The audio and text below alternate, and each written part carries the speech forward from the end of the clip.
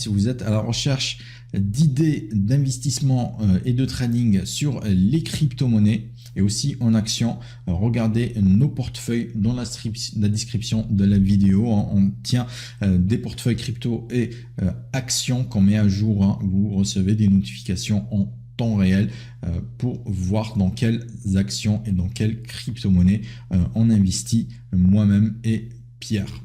Et la crypto que je vais vous présenter cette semaine, ça va être Sui. On en a parlé un petit peu dans les actualités. Et comme on est ici sur une chaîne Bourse Trading, dans une approche d'investissement crypto et non pas gambling, on se concentre sur la gestion du risque et non pas uniquement les bénéfices. Bien évidemment, je ne vais pas vous dire si le projet va faire x10, x100 ou x50, mais son niveau de risque dans un portefeuille crypto pour un investissement moyen long terme. Et je donne actuellement à Sui la note de 7 sur 10, soit une opportunité d'investissement crypto avec un risque plutôt modéré. Et on va voir pourquoi tout de suite.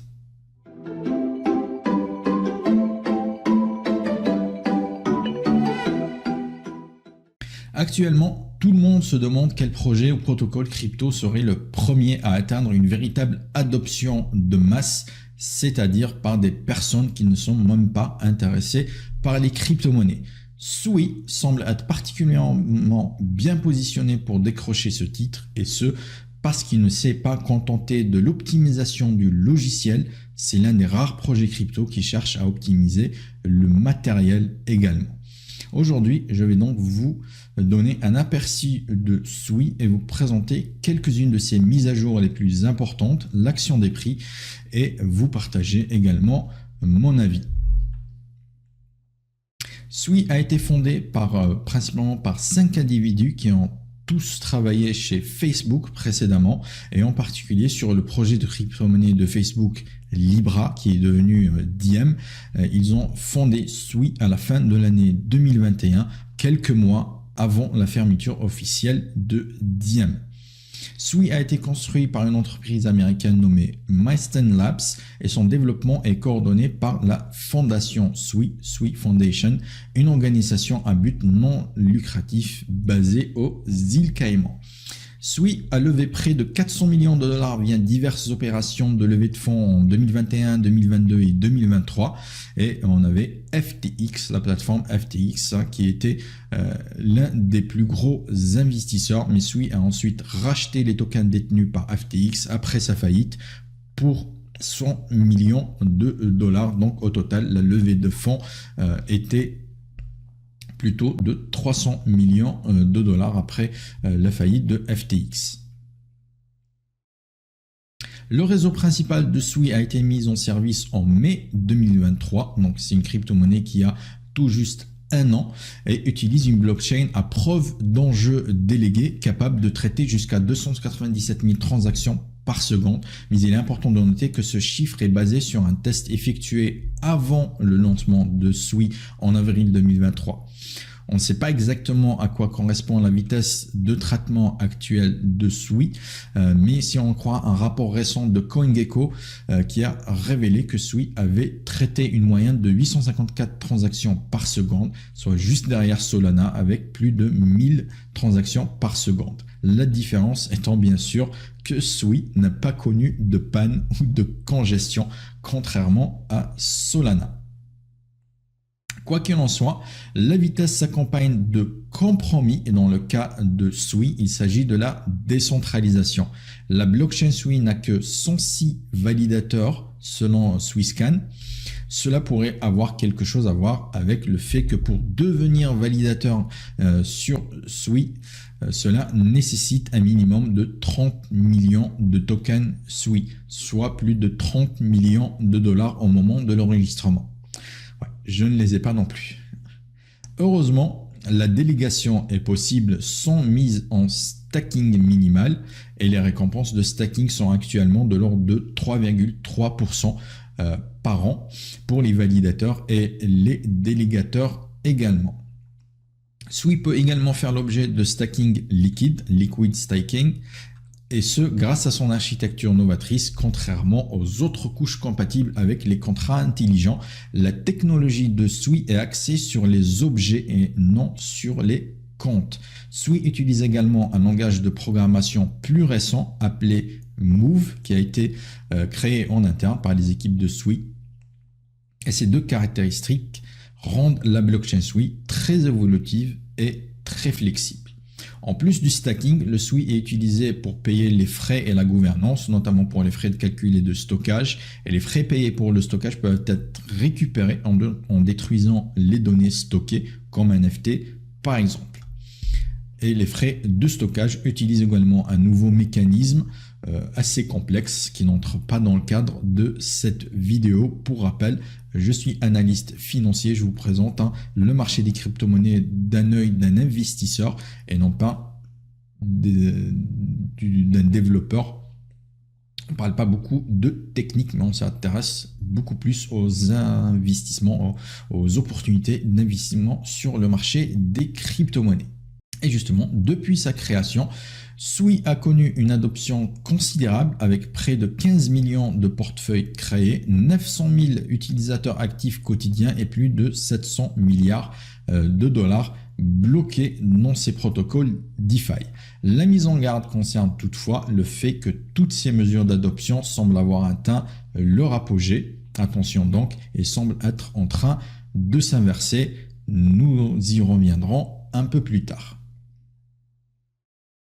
Concernant le prix du jeton, après quelques déboires liés à un bug sur le langage de programmation Move et la vente de tokens de récompense de stacking censés être bloqués en juin 2023, une pratique assez courante en réalité sur le blockchain de preuve d'enjeu, mais qui a un impact sur la confiance des investisseurs, bien évidemment. Mais il faut noter que Sui est actuellement sous investigation en Corée du Sud pour ces raisons, justement, donc des points d'attention quand même. Mais par la suite, le token Sui a été relancé en juillet par l'annonce de la création par des vétérans de PayPal d'un réseau de paiement international basé sur Sui. Donc il y a quand même des gros développeurs qui cherchent à réaliser des projets d'envergure sur la blockchain Sui et ça a permis un petit peu de faire revenir la confiance dans la blockchain Sui et ce qui a permis une remontée de son prix. Et à l'époque, Sui avait aussi signé un accord pluriannuel avec Red Bull Racing.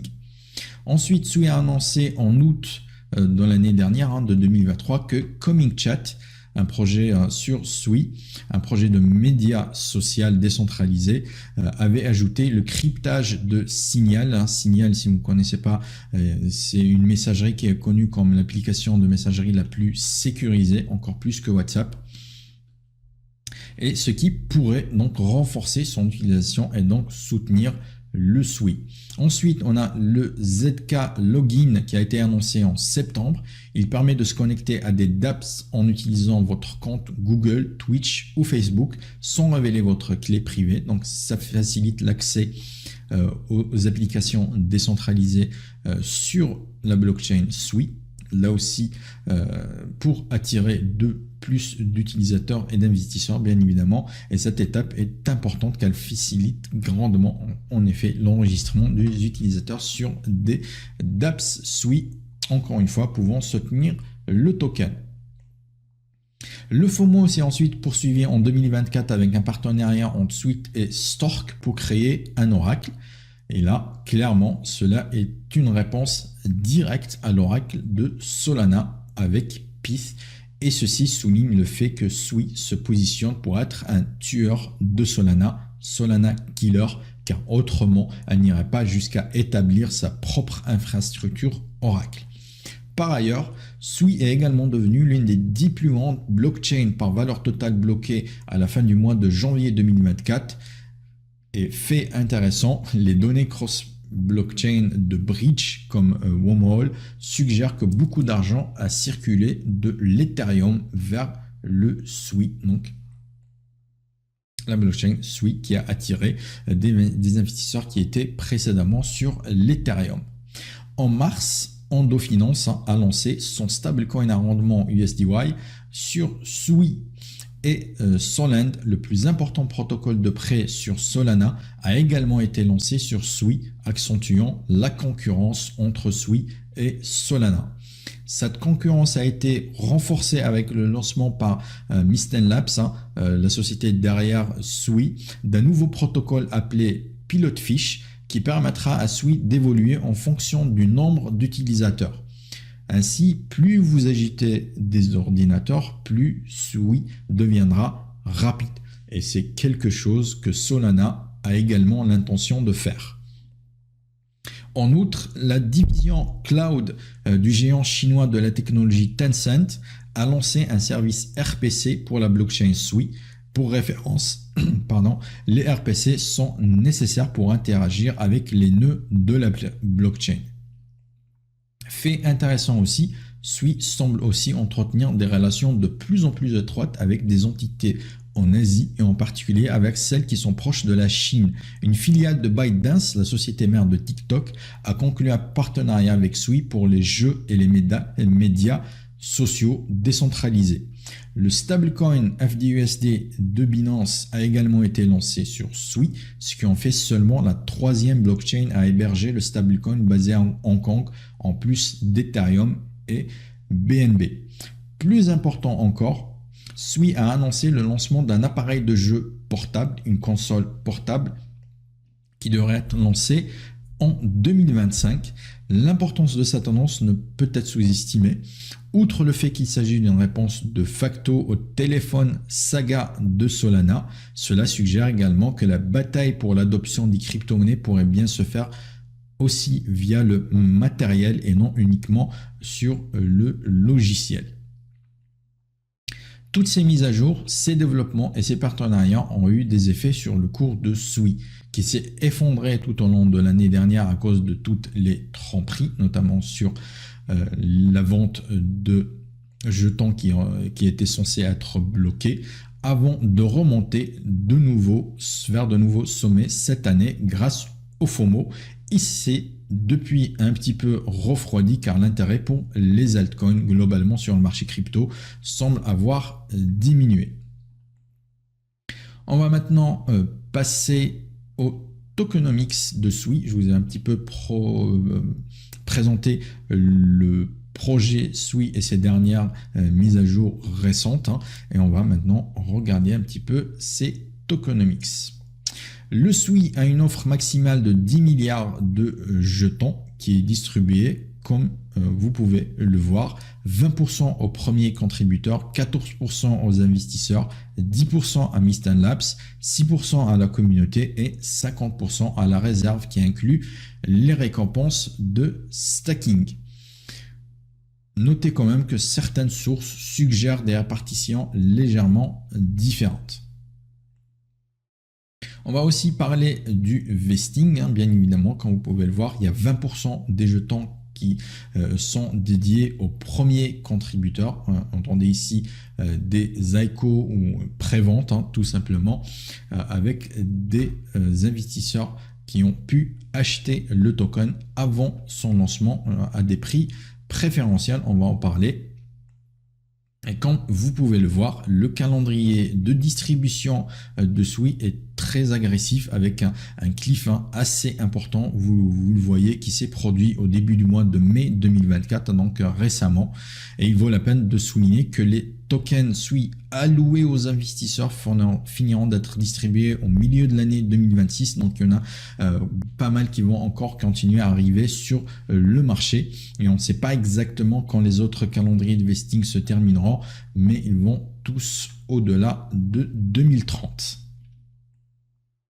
Le Sui a ainsi connu une offre qui a été multipliée par plus de 4 au cours de l'année écoulée, ce qui est énorme, et la plupart d'entre elles ayant été mises en circulation au début du mois de juin 2024. Étant donné que les prix de pré-vente pour les premiers investisseurs dessus ont été entre 3 et 10 centimes, donc 0,03 et 0,1 $.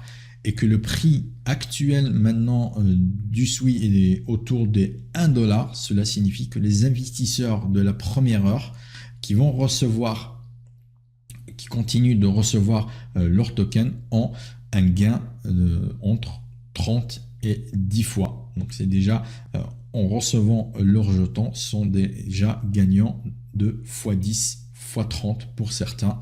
Et il est probable que certains d'entre eux prennent des bénéfices sur leur SWI débloqué et il est possible qu'ils vendent également les récompenses de leur SWI verrouillé en stacking, ce qui pourrait bien évidemment créer des pressions baissières sur le prix du SWI.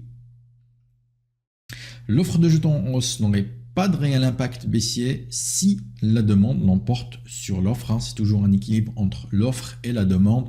L'offre augmente régulièrement et si en face la demande augmente au même rythme, voire un rythme supérieur, ça suffit pour pousser le prix à la hausse malgré ce vesting progressif jusqu'au 2026 et 2030.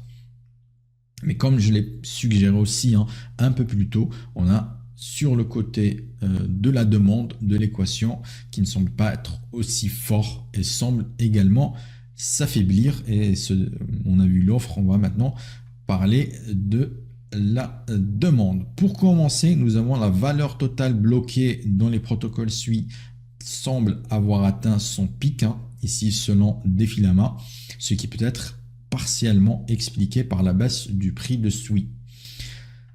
On a les comptes actifs, ce qui n'est pas facile à expliquer ici, c'est le nombre de comptes actifs. Selon Swisscan, le nombre de comptes actifs est en train de chuter de plus de 50% depuis la mi-mai, ce qui est énorme. De plus, le nombre total de transactions sur SWI était presque stable depuis le mois d'août 2023 et n'ont commencé à remonter qu'au début du mois de juin 2024. Et encore, on a une baisse qui a suivi assez rapidement au cours du mois de juin 2024. Beaucoup de ces mesures on-chain suggèrent donc que la demande ne va pas dans la bonne direction, ce qui n'est pas sans conséquence pour le cours du SWI. Alors donc on a d'un côté une offre qui augmente, qui apporte des pressions baissières sur le prix du SWI, et en face la demande qui ne semble pas augmenter comme on le souhaiterait pour pouvoir soutenir les prix du SWI. On va revenir un petit peu dessus un peu plus tard aussi. Par contre, pour être totalement juste, je dois souligner que les mêmes tendances peuvent être observées avec presque toutes les autres crypto-monnaies. Comme je l'ai mentionné il y a quelques instants, l'intérêt pour les altcoins n'est pas très élevé en ce moment. C'est plutôt la saison des meme coins. Vivement qu'elle se termine. Et cela signifie qu'à court terme, le prix de SWI est susceptible de poursuivre donc sa tendance à la baisse, tout comme les mesures de la demande. À plus long terme, par contre, alors que les pressions du côté de l'offre vont s'atténuer, SWI pourrait toutefois avoir un important potentiel haussier. De plus, SWI a d'autres avantages comme une capitalisation de marché pas encore très élevée comparativement à ses concurrents, ce qui lui permettrait de remonter plus rapidement. Elle reste très accessible pour les investisseurs particuliers comme elle est listée sur la plupart des plus grands exchanges crypto. Le seul inconvénient de SWI, vous l'aurez compris, c'est ses tokenomics, mais c'était déjà le cas pour Solana, pour rappel, lors du dernier cycle.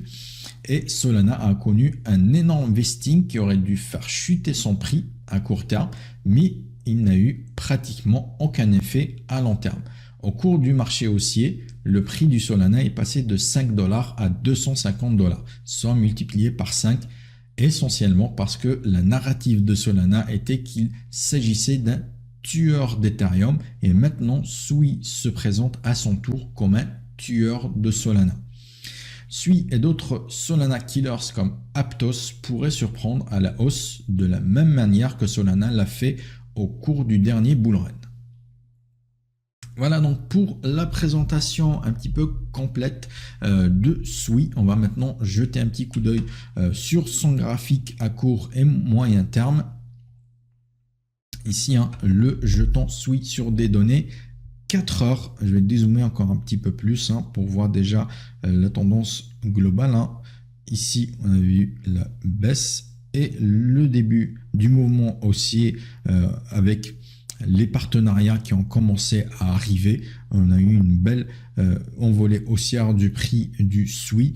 Et derrière, après, ici, le pic qui a été enregistré à la fin du mois de mars. Depuis, la demande a commencé à baisser et des prises de bénéfices. Et on reste sur une tendance globalement de correction baissière, mais à souligner que cette zone des 90 centimes, 0,90 $, qui était ici précédemment une zone de résistance. La cassure a créé une envolée haussière, on revient les tester et les acheteurs sont plutôt au rendez-vous. Ici on voit une grosse mèche qui a permis un fort rebond. On est revenu la tester, là aussi on a eu une belle réaction haussière. Par contre, on va le souligner directement. Ce mouvement haussier là, le fait qu'il n'ait pas arrivé à monter plus haut, plus vite que cela, revenir vers les 1,40, 1,44 comme on l'avait eu ici. Et là, souligne un affaiblissement quand même de la tendance du SWI à court terme. Et je surveille particulièrement cette tendance baissière là. On pourrait continuer à baisser tant qu'on se retrouve en dessous de cette ligne de résistance pour revenir autour des 90 centimes. Et là, on aurait une première opportunité d'achat, peut-être envisager de prendre une première position ici sur les 90 si vous souhaitez acheter du SWI à détenir sur du moyen et du long terme. Et si ça casse en dessous des 90, on pourrait renforcer progressivement plus bas. Par contre, si on casse cette oblique là, on pourrait reprendre le rebond et aller chercher les 1,44 dans un premier temps. Vous pouvez le voir ici, zone de résistance, support, zone de support ici, résistance. On pourrait revenir la chercher sur une cassure de cette oblique là et ça ne sera qu'au-dessus des 1,44 qu'on pourra envisager une reprise haussière plus solide à moyen long terme, les 1,72, les 2 $ par la suite qui pourront être envisagés. Alors, on a fait la présentation du projet, on a vu un petit peu ces tokenomics et les risques autour de l'investissement sur SWI. On va faire maintenant terminer avec une petite conclusion et donner mon avis. Donc le SWI qui est à un prix de 1 $, autour de 1 $ actuellement, avec une capitalisation de marché totale de 2,36 milliards de dollars, ce qui le positionne en 49e position dans le classement des crypto-monnaies selon la capitalisation boursière. J'ai donné une note de risque de 7 sur 10 et des objectifs avec un achat potentiel autour des 90 centimes et des cibles à 1,40 et 2 $ selon votre horizon d'investissement. Les points positifs, ce que j'aime particulièrement sur le jeton SWI, c'est le fait qu'il soit un Solana killer qui vient concurrencer le Solana qui a eu une évolution fortement haussière lors du dernier bull run et maintenant on a des projets qui viennent le concurrencer sérieusement comme le SWI. On a aussi des développements en cours qui se poursuivent très intenses, on a une équipe de développement très active sur le SWI. On a la console notamment de jeux attendue pour 2025, on a l'évolutivité, mais aussi des développements en cours dans les jeux, la finance et le commerce qui sont un petit peu les 3 piliers de la stratégie de SWI. Et SWI a aussi de solides partenariats que j'ai mentionné, que ce soit dans le domaine de la blockchain comme avec Tencent ou de la vie réelle avec ByteDance, la maison mère de TikTok, et Red Bull Racing, la boisson énergétique.